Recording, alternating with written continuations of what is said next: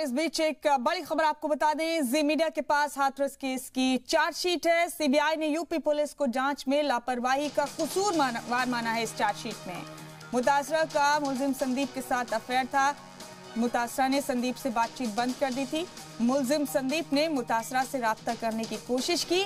ये चार्जशीट के मुताबिक तमाम अपडेट्स आप तक पहुंचा रहे। संदीप ने लव कुश और रवि के साथ मिलकर गैंगरेप किया। तो ये बड़ा अपडेट इस वक्त का आपको बता रहे हैं। जी मीडिया के पास हाथरस केस की चार्जशीट मौजूद है।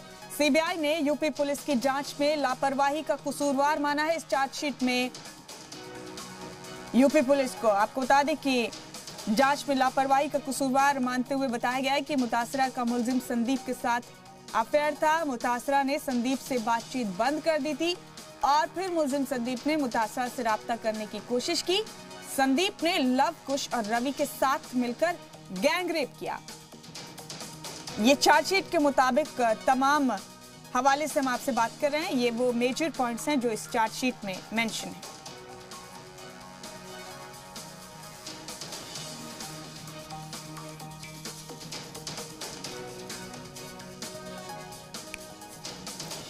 तो सीबीआई ने यूपी पुलिस को जांच में लापरवाही का कसूरवार माना है। इस चार्जशीट में आपको बता दें कि सीबीआई ने इस चार्जशीट में तमाम अहम पॉइंट्स का हवाला देते हुए कहा है कि मुलजिम संदीप का अफेयर था मुतासरा से।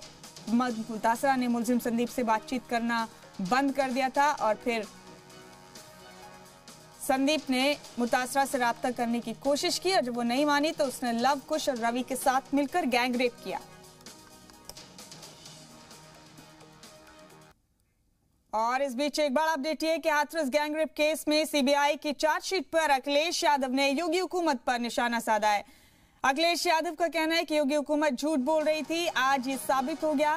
सीबीआई जांच में मुतासिर कुनबे को इंसाफ मिला है।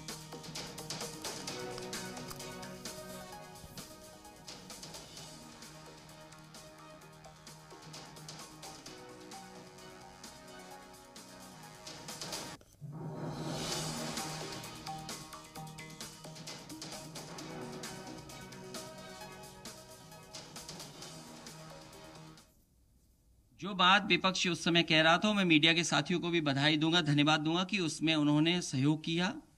और खासकर जो महिलाएं रिपोर्टर थीं वो लड़ती नहीं पुलिस से, और उसी की वजह से आज देखो कम से कम उस परिवार को न्याय मिला है।